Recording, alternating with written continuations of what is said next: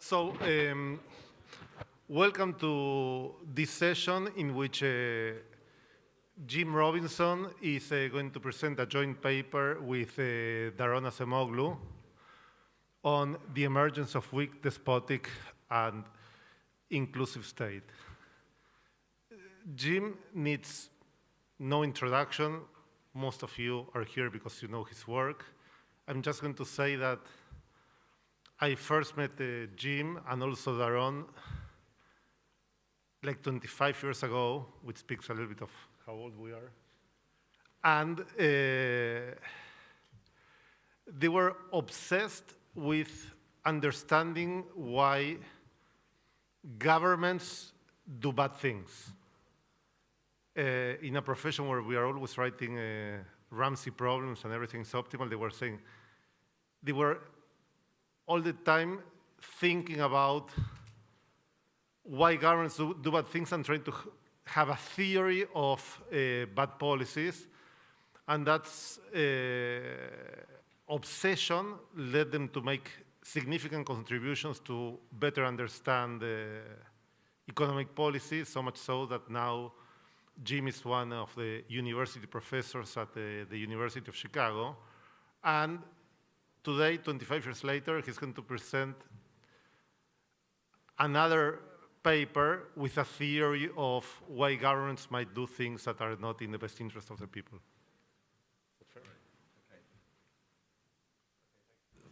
This is working? Yes. Okay. Okay. Thanks very much. Thanks very much, Andy. Yes. So I have some slides somewhere. Yes, indeed. So first of all, I'd like to thank the organizing committee for inviting me. It's a huge honor. I must say it was fairly scary, the thought of going head-to-head with my colleague Jim Heckman next door. But I think Jim is only appearing remotely. But even so, it's still pretty intimidating. But anyway, let's see how it goes. So what I'm going to do today is I'm going to talk a little bit about a book that Daron and I are writing, a new book that hopefully will be out next year, which will be a bit kind of fun, hopefully. And then just to convince you that there's some social scientific substance behind the book, behind the first 20 minutes of the talk, I'm going to talk about this specific paper, the emergence of weak, despotic, and inclusive states, which is a model trying to kind of explore some of the mechanisms behind some of the grander ideas I'm going to talk about to start with. But hopefully the start will kind of give you a clue as to what we're thinking about more specifically. So what's this? The book doesn't have a title, so that's, so we had a title, but nobody liked it, so it doesn't have a title at the moment. So at the end of the talk, if you have ideas for, now what you should really call this is then all ideas gratefully accepted. Okay, so what's the book about, and what's this model going to be about? It's about, you could say it's partly about understanding, what do I do? Always useless. I never know which direction. Where should I point it?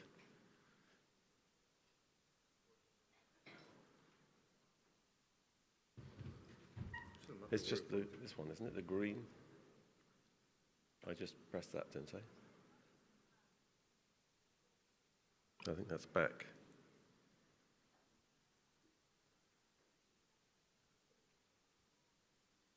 Señor, ayúdame. Did something happen? No. Is there a computer here? No, I put it in the back. He's there. He's studiously ignoring me.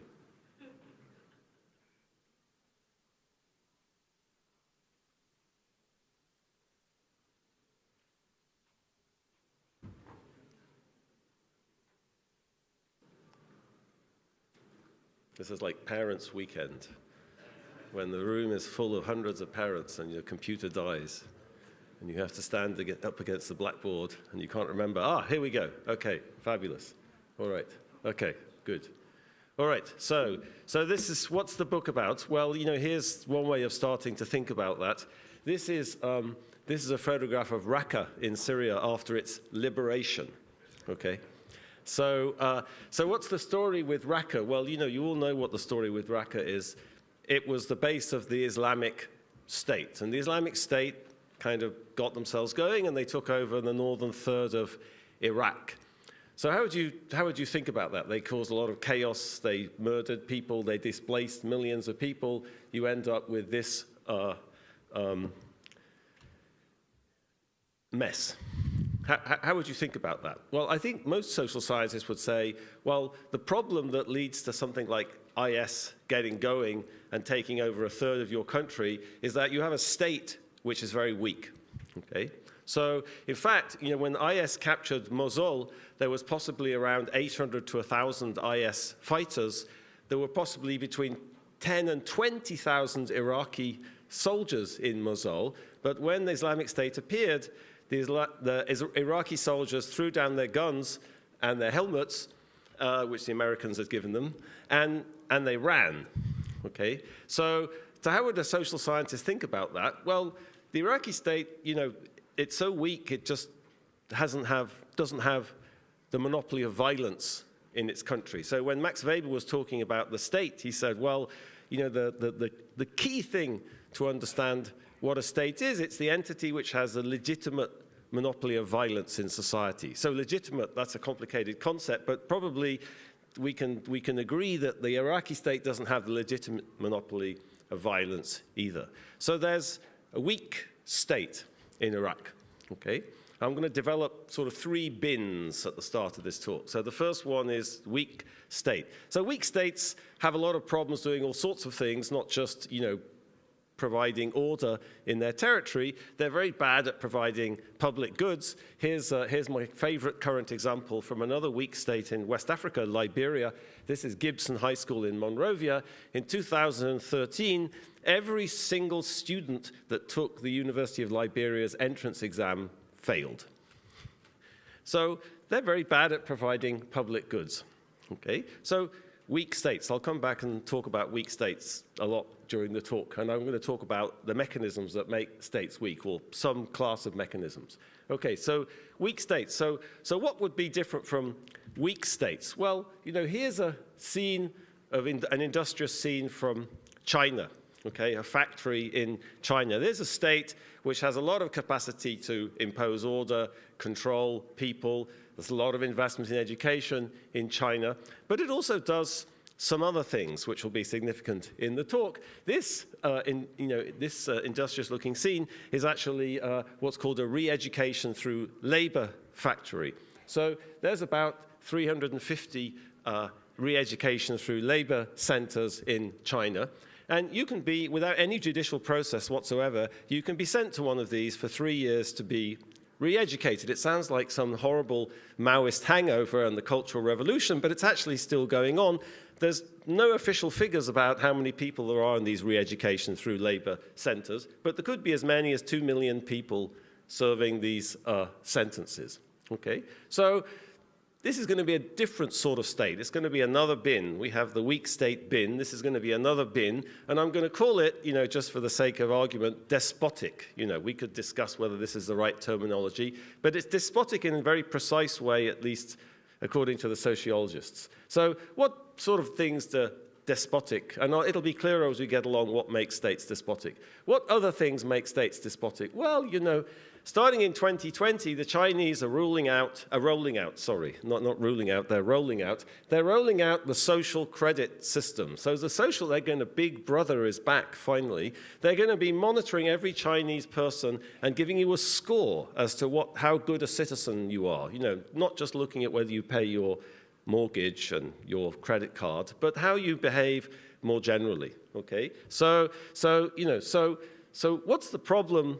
What makes a state despotic? Well, what makes a state weak? So there's got to be 3 things, right? We're all social scientists. We know there's always 3 things. There's always 3 reasons why Rome fell and 3 reasons why the First World War broke out. So there's got to be 3 sorts of states. So we had weak, we have despotic, and what's the other one? Well, we're going to call that inclusive. So here's some inclusive Bavarians rashly welcoming refugees into their country. So welcoming refugees isn't the sine qua non of an inclusive state, as you'll see in a second.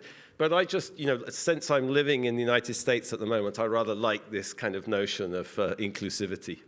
Okay, so weak states, despotic states, inclusive states. So there's going to be 3 states, and when I get to the model, there's going to be a dynamics that tries to formalize why you end up in one sort of state or a different sort of state. But let me start by thinking about that in the context of the book.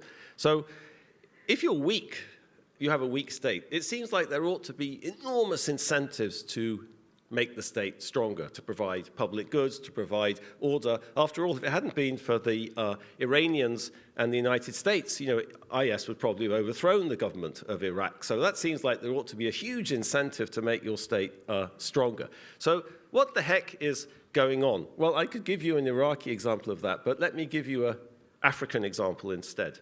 So this is Tivland. It's in the southeast of Nigeria, and it's particularly interesting because the Tiv were a stateless society at the time of British colonization of Nigeria. And in the 1940s and 1950s, they were very intensively studied by 2 anthropologists, Paul and Laura Bohannon, who were particularly interested in why the state didn't exist. Okay, so you could say that's an extreme, take the limit, of a weak state, and there's no state at all. There were chiefs, but they didn't really wield any power. Okay, so, and the TIV is interesting because it's very clear in the analysis of the Bohannons what the mechanism is. So let me tell you a story from which the mechanism will appear.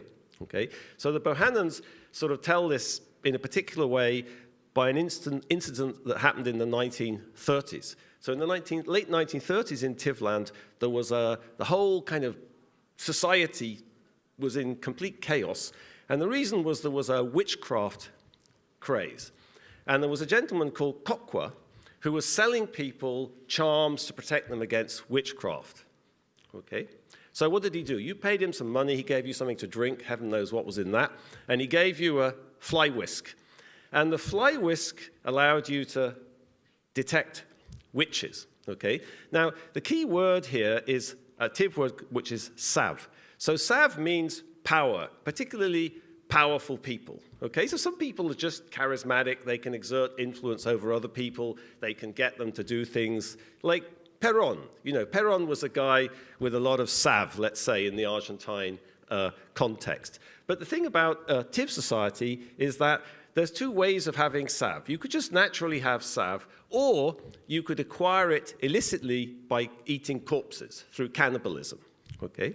So, and there's an interesting thing here, which is the plural of the word sav, mbatsav, means 2 things. It means powerful people, powerful people. I don't know, like Menem and Perón, okay? So, powerful people. But it also simultaneously means a group of witches organized for nefarious purposes like cannibalism, okay? So what Bohannon points out is that this is a bit like the word politician having 2 meanings. On the one hand, politician, maybe this will resonate with the Argentines in the room. On the one hand, politician means, people who contest political office. And it also means a group of witches organized for nefarious purposes, including cannibalism. Okay.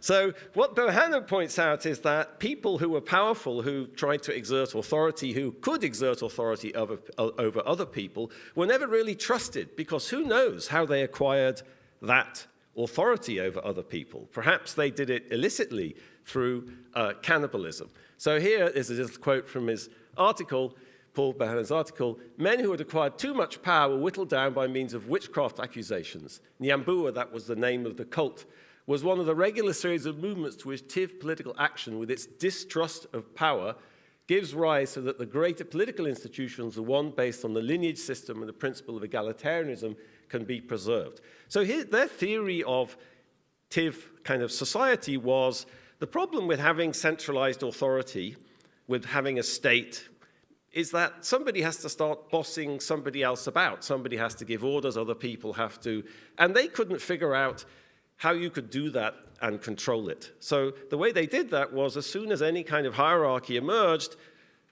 the person would be attacked as being a witch, a member of the Mbatsav. Okay? So this, I think, is a class of mechanisms which is extremely common. You could even think that the US Constitution was like this. What was the US Constitution? It was an attempt to move from the Articles of Confederation, which was a very decentralized system of rules, to something much more centralized, more powerful, with a fiscal system to fund George Washington's army. And a lot of the debate in Philadelphia was about how to control this thing. Okay, but the interesting thing is that somehow the US, at least historically, managed to solve this problem of how you create centralized authority and control it. And the TIV just never really managed to figure that out. Okay, so here's a mechanism sort of lurking behind the kind of existence of weak states in equilibrium. What about strong states?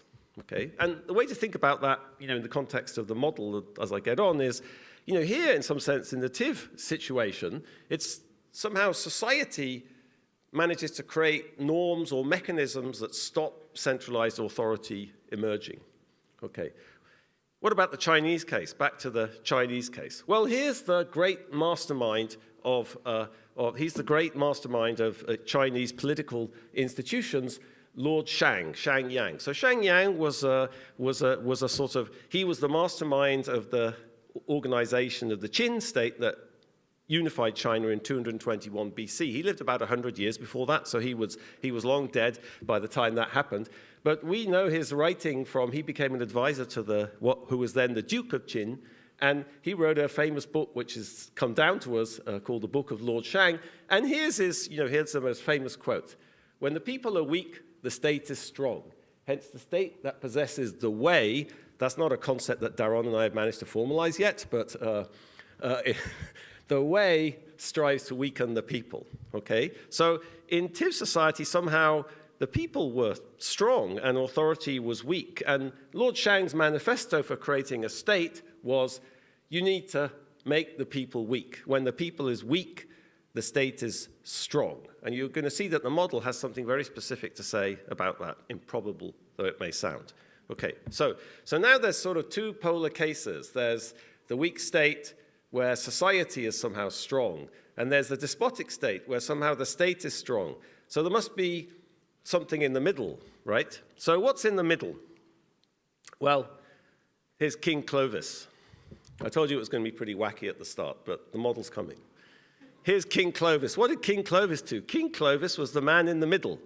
King Clovis was the king of the Franks who founded the Merovingian dynasty. And he did two things. He took models of how a state was organized from the Romans, and he merged it with a very participatory system of government that he brought with him from Germany. Okay, so he was the king of the Franks. On the left, he's converting to Catholicism. It's useful to have the church on your side too. This is his tomb in Tournai.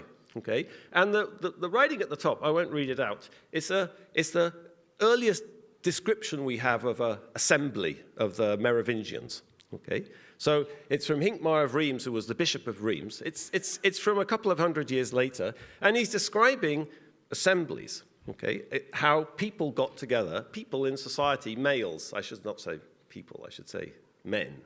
How men got together in society in general assemblies to legislate, to judicate, to organize the governance of the kingdom. So what the Franks did was they merged these things. Where did all of this come from? Well, if you read Tacitus's Germania, which is the earliest description we have of the organization of German tribes, there's one from Julius Caesar, but it's a bit sketchy on details. So Tacitus has more details. This is remarkably similar, Tacitus' description of assemblies. So there was this element of participation, and there was this element of the state. There was some sort of balance between these two things, which you don't see in those other examples I talked about. Okay? And one thing I'll come back to is the law. Okay? So one thing Clovis did was he promulgated this thing called the Salic law. They were the Salian Franks. There were two sorts of Franks. They were the Salian Franks, hence the Salic law. And the interesting thing about the Salic law is the preface. It's about where did the law come from, okay? So, which men were chosen. Wisogast, Arogast, Saligast. Sounds like Lord of the Rings, doesn't it? They came from these towns. They came together in 3 legal assemblies, discussing the origins and cases carefully. They made judgments on each case as follows. Very interesting. Lord Shang laid out his agenda of how you control society with the law. This law this law came from society, okay? So this was the Salic law. This is very common with many legal systems. It's common with King Alfred's legal system in England, first kind of written English laws. It's true of Draco's homicide code in ancient Athens. It's a codification of social norms in society already, okay? It's not a top-down model of, here's the law, this is how you control people. Lord Shang's model was, everyone gets equal amount of land, we turn everyone into warrior farmers. You know, it's a bit like Sparta. So the Salic law is something completely different, okay? I mentioned King Alfred, who's sort of the first person to start to unify, the King of Wessex, who started to unify England in what used to be called the Dark Ages when I was an English schoolboy. Here's a famous place in English history, Runnymede. It's a meadow west of London. It's where King John and the barons signed the Magna Carta in 1250. So the National Trust calls it the birthplace of modern democracy. I think that's a little bit exaggerated. But the Magna Carta was a very interesting document. And the thing that people normally don't point out about the Magna Carta is where it was written. So King John and the barons sat down, then they probably went for a pint in the pub afterwards. But that meadow by the River Thames, Runnymede, was a place where Anglo-Saxon assemblies used to be held.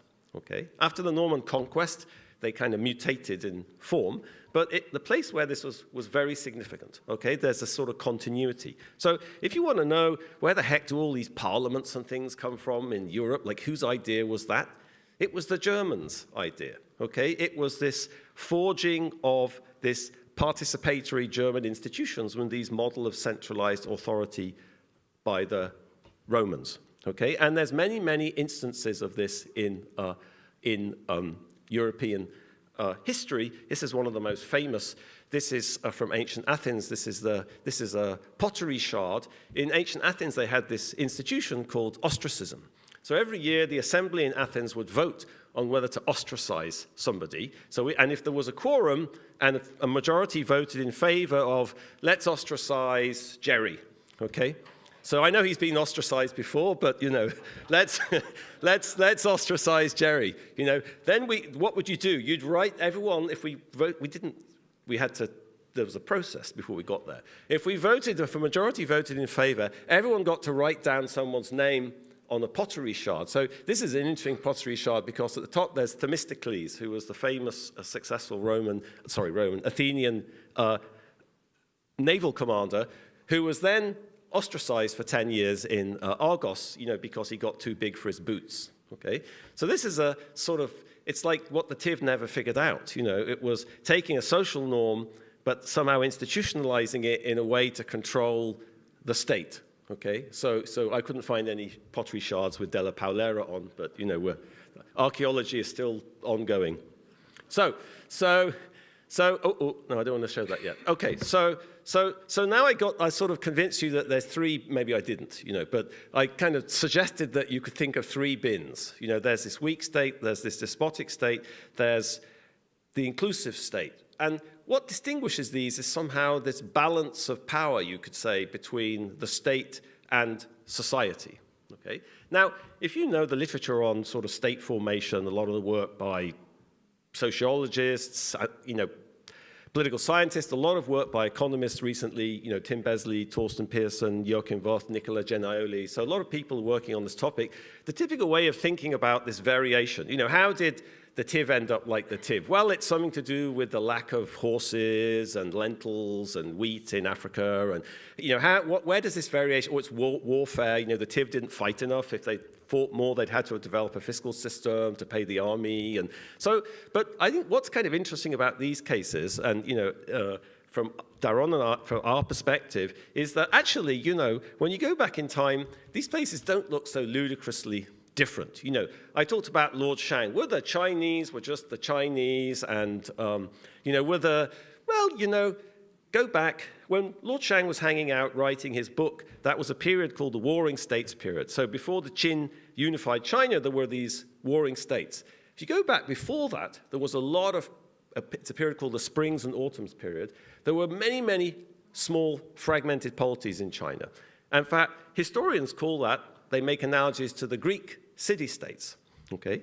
And here's a chronicle of that springs and autumns period. It's called the Hunzi. It says, there's many quotes I could quote here, but this is one of the most famous. The ruler is a boat. Commoners are the water. The water can carry the boat. The water can capsize the boat. So what's interesting about this period is that you see all sorts of things that look just like this European stuff. You see assemblies, you see popular election of kings, dukes. I don't really call them kings. I'm not quite sure how you translate the Chinese. Historians translate it as duke. You see many of the same things. Okay, so it's not some radical structural difference, mountains, wheat, horses, lentils, whatever it is, far from the equator, close to the equator. It's many things seem very similar. So, but then you get this divergence, okay? And that's one of the things we're going to try to formalize with the model, okay? So if I was going to do, I'm going to show you a real phase diagram before I'm finished, but just to give you a sort of schematic idea of like where this thinking might be going, frightening though that may be to you, imagine, you know, a kind of box here, and on the horizontal axis, I'm going to call this the power of society. That's going to be X in a minute, and you know, it's a legitimate discussion what X is. I've tried to give you some examples. When I get into the model, I can kind of back up, and I'll give you another example from the work of Charles Tilly. But it's something to do with, you know, the ability to engage in collective action, organization, you know, what my ex-colleague Bob Putnam might have called social capital. And here's the power of the state on the vertical axis. And really what I've been trying to suggest is, you know, the proof of the pudding perhaps is in the eating, you know, but you could think of sorting these different sorts of states into these three bins, okay? There's one, I don't have, you know, the TIV here for some reason, I have Montenegro and Somalia, but there's lots of kind of other examples of this, where society dominates the state, okay? So, you know, Montenegro in the Balkans, not so far from home, for Englishmen, that was a stateless society, basically, until the middle of the 19th century. It was run by clans, and it was very similar in many ways to TIV society. Somalia, of course, a classical example, again, of a stateless society.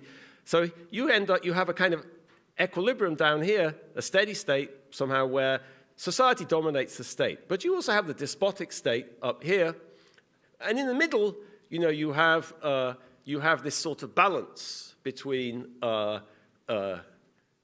That's going to be a bit out of date soon, isn't it? But I should have said that's a failed colonial project. I should have called that England, you know. So, but Switzerland's in there too as well, you know. So and that's an interesting comparison, Montenegro and Switzerland. You know, it's very hard to think of a kind of huge structural reason why those places, you know, ended up so different, okay? So the idea is that somehow you get this balance, then that drives you up here. And in particular, there's going to be a steady state up here where the power of the state and the power of the society are maximal, okay? So this is where Lord Shang got it wrong. You know, in this model, it's not going to be true that the power of the state is maximal in a steady state when the power of the society is weakest, because it's going to be true in equilibrium that actually the power of the state is going to be higher in this steady state where society is also strong, and the model tries to kind of formalize in a precise way why that is. Okay, so let me talk about the model after all that stuff, okay? So there's a game. There's two types of players. There's a sort of unitary actor, which I'm going to call society, and there's another unitary actor, which I'm going to call the state or the elite, okay? And I'm going to mostly focus on a myopic, sort of non-overlapping generations model of the dynamics. And in the paper, I'll talk a little bit about the infinite horizon version, but there's nothing deep there. So this is, you know, in some part of the parameter space, the infinite horizon dynamics are going to look like the myopic dynamics, which would be a familiar claim to everybody. So it's just easier to get the intuition to focus on this model. And there's dynamics. There's going to be two state variables. There's going to be X, I'm going to call that the strength of society, and S is the strength of the state, and they're going to be living in this sort of unit square, okay? And these can be accumulated over time, and you know, you could think of just a sort of non-overlapping stream of elites and society, and then, you know, you live, you die, you pass on your S or your X to your child, okay? So that's a very standard kind of setup from that point of view, Okay, and I'm going to start with this discrete time notation, but then it turns out to be more tractable in continuous time, so I'll take delta to be small. Okay, so what do x and s do? Okay, well, they can be accumulated. All right, so here's the accumulation equations. They can be accumulated as a consequence of investment, and there's also going to be some discounting here. So you can do this is just easy, but you could do the usual thing where the discounting takes away some fraction of the inherited stock, but the power of the society accumulates over time, the power of the state accumulates over time. What are x and s useful for? Well, you could imagine, and this will be true by the end of the talk, that they're useful in producing surplus. Okay, so x and s could be inputs into production. This is going to be very reduced form in the model I'm going to show you.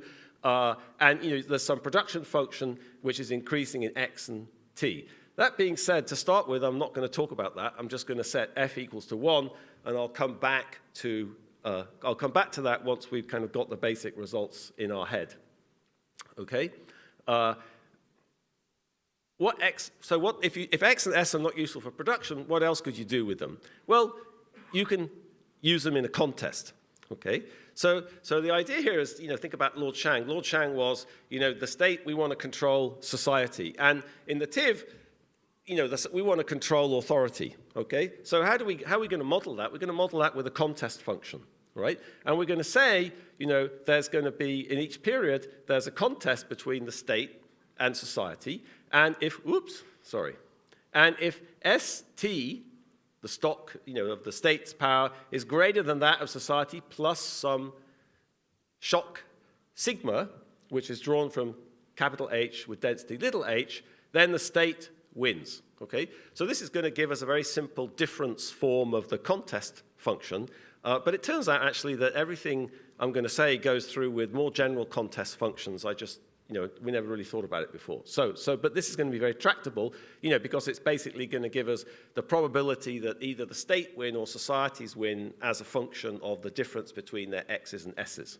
Okay, all right.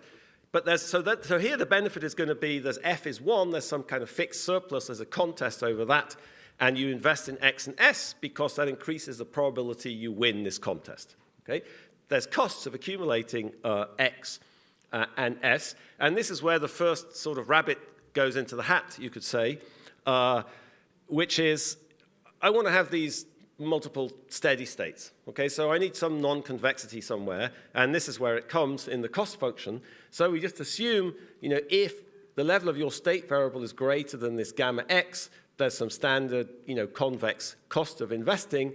But if you're below that threshold, then there's this extra bit on top. Okay, so this creates this kind of non-convexity in costs, and I'll show you sort of precisely why that's important for generating these asymmetric steady states. Okay, so that's a sort of, there's two key assumptions here, and that's one of the key assumptions. Okay, so just some technical things here. You can see here, like think about it. In one of these asymmetric steady states, that's going to be on the boundary. So take the despotic steady state. The state is has some level of power, so it's sort of investing. In a steady state, it's investing delta. Okay, so I equals delta, then S is going to be constant over time. But society gives up, so society is not doing anything. Okay, so you need the non-convexity to just put a wedge between these marginal cost functions in that equilibrium. Okay, so here's the delta. This is somebody's investing. This is the state. This is, let's say, this is the despotic equilibrium. The state is investing at delta. Society is doing nothing. It's at 0. So you need this gamma puts a wedge in between that, and that's going to be crucial for getting this asymmetric steady state. Okay, and there's just some technical stuff which helps us rule out stability of other steady states. So I'm not going to talk about that. Okay, so the first critical assumption is this non-convexity. The second critical assumption is about the density, H. Okay, so the density is single-peaked and symmetric around 0. Okay, so this is going to capture something that Chris I guess John Vickers and Chris Harris called a long time ago, 30 years ago, in this work they did on races and patent races, the discouragement effect. So they pointed out in a model, it's not really like this model, but this is meant to capture the same idea that they were trying to formalize, and there's other work by Philippe Aguillon, and even there's some experimental evidence on this. The idea that if we're racing, here we're sort of racing. I'm doing X and you're doing S, and we're competing to win this prize. And the idea with the discouragement effect is that imagine you get very far ahead of me. So the state is far ahead of society. I give up, okay? But if I give up, you give up too, because I push you to invest, okay? And that comes out in a very nice way by making this single peaked around 0, okay? Why is 0 significant? Because 0 is when X and S are very close to each other, okay? So then, if it's single peaked and symmetric around 0, then H is going to capture the marginal incentive to invest in your capacity. So when we're very close to each other, X minus S is almost 0, we both have very high marginal incentives to invest. But when you're far ahead of me, what's the biggest distance you could be ahead of me? 1, okay? So we're in the unit cube here. So you could be at 1, I could be at 0. H is, it's single peaked and it's decreasing, okay? So the marginal incentives for you and me are going to be lower when we're far apart, okay? So that's going to capture this discouragement effect. And that's what's going to give you, that's what's going to give you this sort of corridor in the middle where we're close to each other, we push each other all the way to 1, 1, okay? But once we get kind of asymmetric, somebody dominates, the other person gives up, and if the other person gives up, the other person gives up. And that's why Lord Shang was wrong, okay? Maybe that's a good title for the paper. Lord Shang was wrong, but it's a bit of an obscure allusion. But that's why he was wrong. You see, the state doesn't become powerful when society is weak. The state needs society to push it. Okay, so, and so other assumptions. All right, so with this, with this myopic case, we can just write down the optimization problem. This is just, so think about this from the point of view of society. H is the probability you win, okay, which depends on the difference. Differences are X and S. If you win, you get 1. With probability 1 minus H, you get 0. Here's the cost of investing. Here's the state, etc. All right, so we can just write down the first order conditions for this problem. And when I take the limit and I look at this in continuous time, this is what it looks like. It's just marginal cost and marginal benefit. So here we need to worry about the corners. So there's a bunch of inequalities. It could be that S equals 1. So if S equals 1, you're at the corner, and you could have a situation where the marginal benefit is greater than the marginal cost.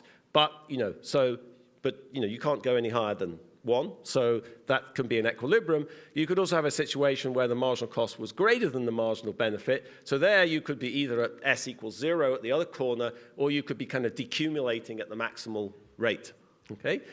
Or you could be interior, right? So the main kind of result here, the main result that's interesting is as follows, is that there's 3 locally asymptotically stable steady states here. There's the inclusive steady state, where X and S are 1, okay? And then there's these 2 asymmetric steady states, either where the state dominates society, so society is at 0 and the state is at something interior, but strictly less than 1, for that intuition I gave you. That's the despotic steady state. And here's the other one where society dominates the state. The state goes to 0, this is the TIV, and the state isn't quite at 0 at Iraq, but it probably would be if there wasn't some kind of propping it up behind the scenes, but society is sort of strong in an interesting way. Okay, so this is the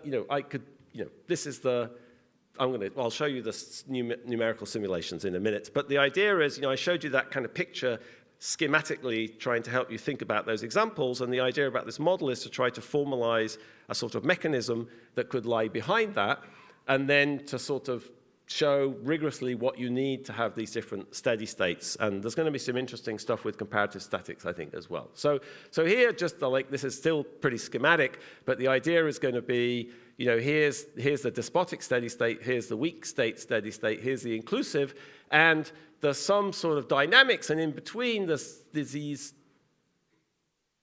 basins of attraction. These different steady states have different basins of attraction. There's some boundary here such that, if you fall on this side of the boundary, you're going to converge off to here. But if you're on the other side, you're going to go up here. So let me, just going back to my claim about a lot of this literature about the, just variation in state capacity or the nature of states in the world is about these big kind of structural differences. Here you don't need that to. The dynamics end up giving you big differences in the nature of state and society, but you can start from initial conditions which are very close to each other, and you can diverge rapidly. So a lot of the historical examples in the book, actually in the paper, the weak despotic, the paper that's on mine and Daron's webpage, we talk about political dynamics in ancient Greece and how many Greek societies, even Sparta and Athens, looked extremely similar historically. They had many similar types of institutions, but then small things tip them off in very different directions, and you end up with extremely different state-society relationships, okay? So in our book, Why Nations Fail, which some of you may have had the misfortune to read, we talk a lot about this idea of small differences that matter. So one way of thinking about this model is to try to kind of clarify, well, here's a particular context in which small differences might matter in an important way, which was more kind of what's been sort of hand-waving up until now. But now at least we have a model where you can really talk about how small differences might matter. Okay, so I don't want to talk about that.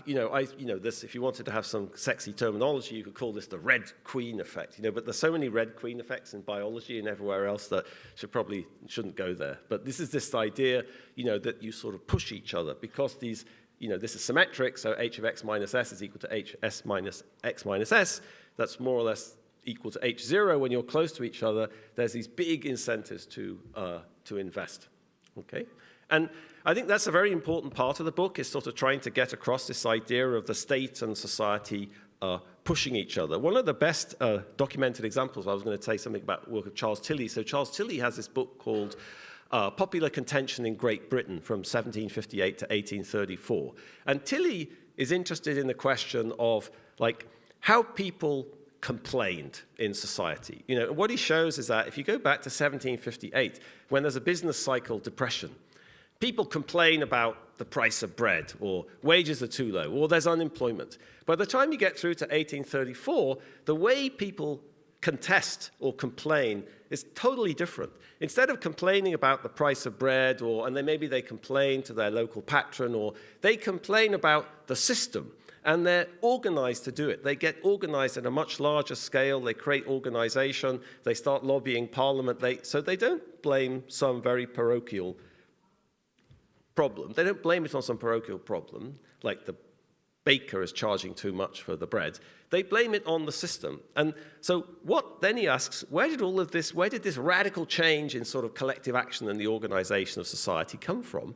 And the answer is the penetration of the English state into the countryside for the first time. So if you've read John Brewer's book, The Sinews of Power, Brewer describes how after the Glorious Revolution, for the first time, the English government set up a proper fiscal system that collected taxes everywhere. Suddenly, there was an excise taxman in your village and town monitoring you, seeing how much you were producing, taxing you. Before that, there had been tax farming, the customs, the excise tax had been farmed until the 1680s. So there was never a really modern bureaucratic fiscal system. And what that did was that precipitated this reaction from society. So that's kind of exactly what we have in mind here, that there's this, the state can get stronger, but that's very threatening to society. So society, it precipitates this reaction to society, and that precipitates reaction from the state. But if that gets out of sync, one of the two ends up dominating the other. So that's the intuition here.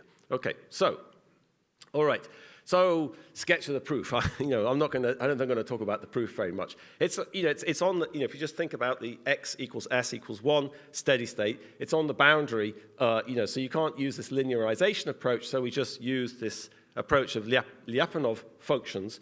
If you're in some neighborhood of this steady state, you can just basically write down the dynamical system from the first order conditions, and you can just invert the cost function, and this is what it looks like. Okay, so you can write down two differential equations which govern the evolution of the the strength of society and the evolution of the strength of the state as a function of the levels and these other parameters. And then, you can define the Lyapunov function in the kind of standard, it takes me back to my days of general equilibrium theory, in the standard way, and here you go. So so that's there's nothing very deep or complicated there. All right. So and some of these assumptions, so I kind of suggested why you needed these assumptions about these non-convexities. Otherwise, these things here could never be in equilibrium. Even in this model looks very simple. You can only go so far kind of analytically. So if you want to talk about the global dynamics, and what I mean by the global dynamics is just, what we'd like to say is you give me an initial condition and I'll tell you what steady state you end up at, okay? So, but it turns out that getting these loci in between these different basins of attractions, you have to do that numerically. If you look at the paper, you can sort of push some way analytically, but at the end of the day, you have to do that numerically. Global dynamics is a conference of economists. That's a very confusing expression to use with political scientists or sociologists. When you say like global dynamics, they think you're talking about like the world system or something, or I got into a real mess talking about global dynamics at a political science conference, but I think you all know what I'm talking about. Okay, so here's some here's some simulations. So I started off giving you that kind of schematic picture. Here's what it really looks like. Using a particular kind of parameter, we have to parameterize the distribution function of these shocks in the contest function, just picking cost functions and these gammas. This is so you can play around with this. This is what the vector field looks like. You have this here's this basin of attraction of 1, 1, but then these other steady states have these other basins of attraction. So here there's no kind of jumping or anything like that. We just want to say, here you are to start with. The Chinese, they looked fairly similar, but they were over here, and the Franks were here, and then the rest, as they say, is history. So of course, societies jump around, and but here there's nothing stochastic, and so I think there's lots of ways one could extend this, but at the moment this is kind of the agenda we have, which is just trying to kind of get this picture working and thinking about how these small initial differences could end up accumulating in very different types of state-society relationships. It's a very kind of de Tocquevillian perspective in some sense. You could sort of say, if you thought about the history of the United States, when de Tocqueville was over in the 1830s and 1840s, what impressed him was not the state, although he quite liked the post office. He was quite impressed by the post office. But he was, what he really liked is society, how organized society was. And, so it's a natural perspective in the US. Okay, so let me, I'm going to talk about comparative statics in a kind of more interesting way in a minute. I don't want to belabor the infinite horizon. Oh, it's not really an infinite horizon model, but the dynamic model. So there's different ways you could do this. We try to sort of write it down in a way which maximizes the similarity of with the myopic model.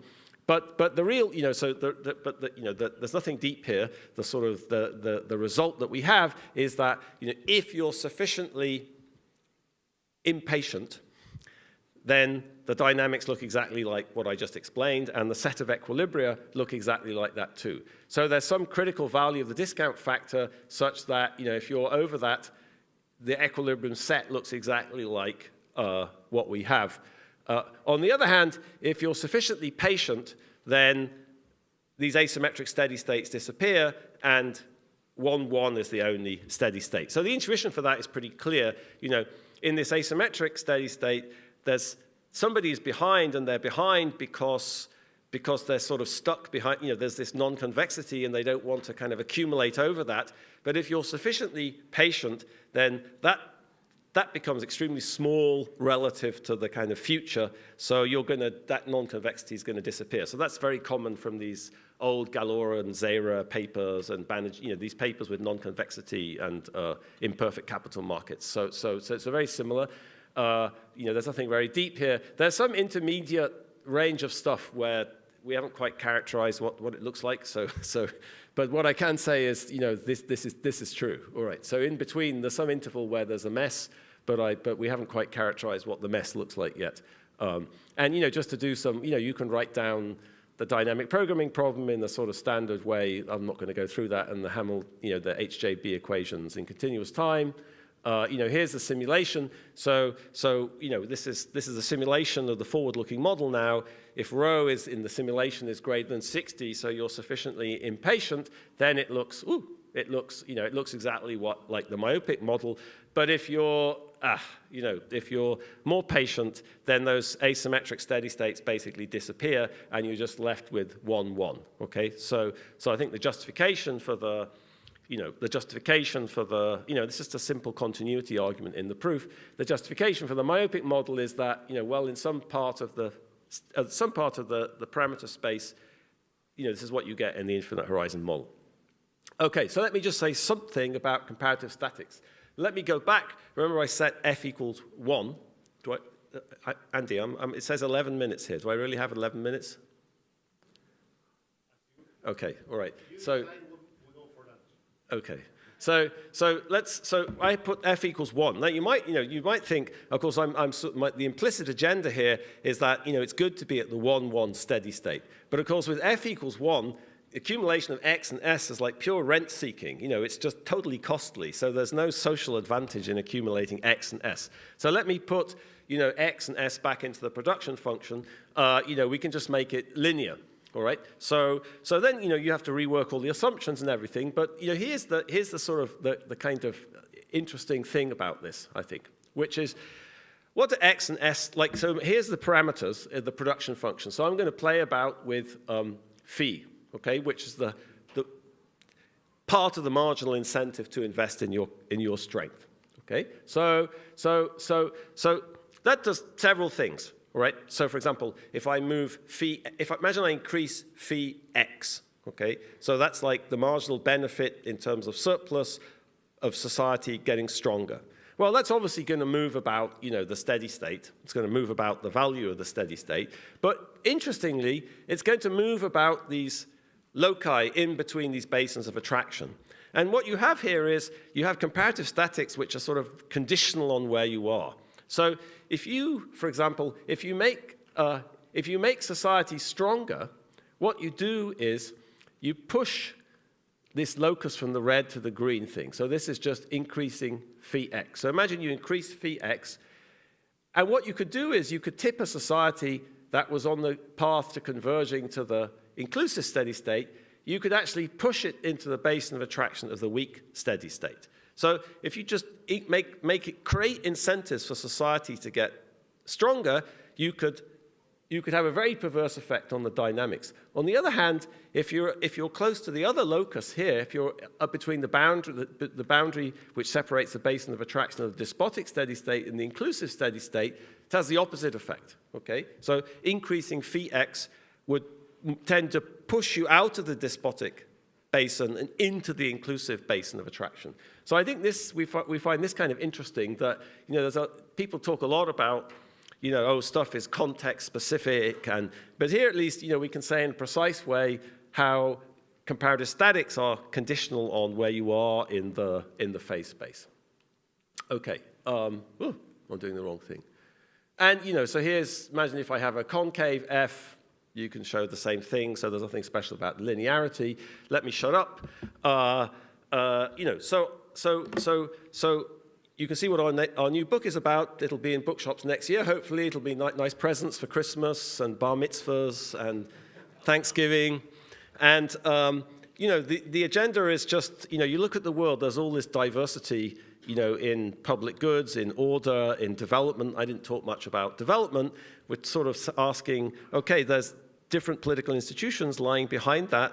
In a very crude way, can we think about these three bins, and why is it that societies ended up in these different bins? So that's the agenda. There's a lot more mechanisms, I think, than this model can possibly formalize, but we're working on that. All right. Thank you.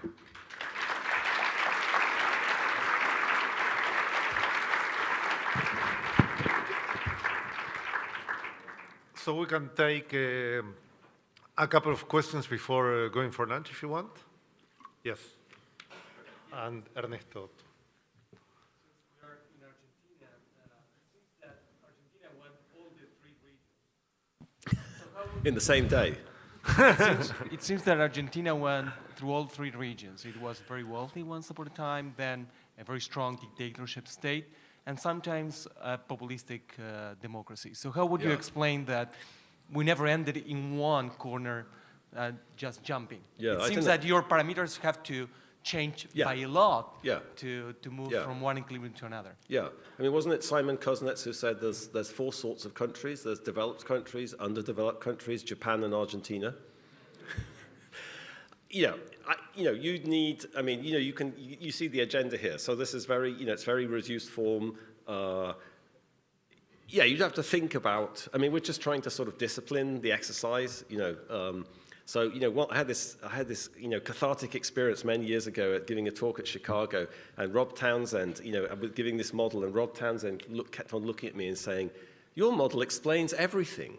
And first of all, I thought it was a compliment, but then I realized it was a devastating criticism. Your model explains everything. So we're trying to discipline, the desire to explain everything. But I think we are thinking about, we're thinking about a sort of stochastic version maybe, then, we can't explain that, but Then anything can happen. Then anything can happen and you're back to Rob. Yeah, we're trying to be a bit more disciplined than that. So that was our misspent youth. The model is very nice, and naturally, as economists, you look for equilibria in a model, and you get these steady states. Maybe also in the line of asking you for a model to explain everything, how would you think of revolutions in your model? Because in a revolution, there is, I mean, in many cases, there is a despotic state, but then there is an investment in society. Sometimes it gets to a democratic state, or just to change one despotic state for another. Yeah, I think that's right. I mean, if you think about the history of China, it's very interesting that the way that Chinese historians think about the social contract in China when they compare it to sort of European social contract is they say, so what came out of this period of Lord Shang and everything was this idea that, the emperor was omnipotent, So there was no, Confucius wrote about this. People should not participate in government. People should not be consulted, there's no representation and whatever. But there's a commitment by the state to sort of be benevolent, okay? So the state has to look after the people. Liz Perry, my ex-colleague at Harvard who works on China, she says, why is President Xi so worried about corruption? He's worried about corruption because he knows the one thing that can overthrow Chinese states in history is bad governance. So what sanctions governments, imperial, communist, whatever, what sanctions governments that don't provide for the people is revolt and rebellion. But what's interesting, if you're looking about the history of China, is revolt and rebellion, it never leads to claims for democracy or a different political system. It always just ends up reproducing the initial system with somebody else on top. So there's some model of the world where the problem is the wrong person is in charge, and we just need to get rid of that person with a rebellion, and then someone else takes over, and it sort of reproduces itself. So I guess here we're trying to think, well, there's some sort of stability here, so maybe it makes sense to think of it through the lens of this. But you could also think of different ways, like you're suggesting, which is, in the contest, maybe this is more like some of our earlier work on democracy. Maybe if I win the contest, I become the elite. I take over, and I am the state, and you used to be the state, and you're out. And so we've been looking at a model like that and seeing what that can do for us. But I think you're also suggesting that these despotic states may be intrinsically more unstable and more likely to collapse, and I think that's also true. But I'm not quite sure how we deal with that in this model. But when you write a book, you can do all sorts of loose things without models. So let's take I'm sorry but deciding is to having to kill some idea or some question. So let's have one last question from Sebastian, and then Jim will be here available for questions. I'm just appropriating. I will. No, thanks. It's a very interesting talk. So I kept thinking, of course, the question is difficult because you have to figure out what exactly is S and X. But given the previous literature on the importance of some state capacity, I thought that the F production function has a lot of substitutability between S and X. So you could have like the same output with X and 0 if you have enough S or otherwise. And so that means that, that the state could have 0 power and it still can, get the same. That is But that's because, so that's not clear maybe from the model, but, let me give you an Argentine example of this. So there's a wonderful book by a Spanish historian about the collapse of the income tax system in Argentina, where he shows that if you go back to the 1930s, they introduced this bureaucracy to collect income taxes. You get through to the middle 1940s, income tax as a percentage of government revenues was about like the same as Australia and the US. And then Perón comes in, and he creates such a kind of polarization of society and delegitimization of the state, people just stop paying taxes. And then it's not that the bureaucracy collapsed or somebody got rid of the bureaucracy. I mean, maybe Perón stuffed the bureaucracy, with his people, which had something to do with the capacity of the state. But it's also, people kind of withdraw cooperation with the state. So I think, if you read, like in the United States, there's this enormous literature in legal studies about why do people obey the law. And it's because people think the law should be obeyed or the state is legitimate and they want to cooperate with the state. So I think, one thing we're going to try to push back on is this idea that state capacity is this sort of technical exercise, where you come and you create these rules and meritocracy and hiring procedures. And I think there's many, many examples, which show that that doesn't work unless you have much more social cooperation. You're never going to do anything. You can't raise taxes unless people cooperate. Like what would happen in the United States if people decided the government was illegitimate and they stopped paying their taxes? The IRS would never be able to cope with that. So I think, that's, I mean, it's a great question, but that's sort of how we're thinking about it. Yeah. Okay, Jim, thank you very much for a wonderful talk.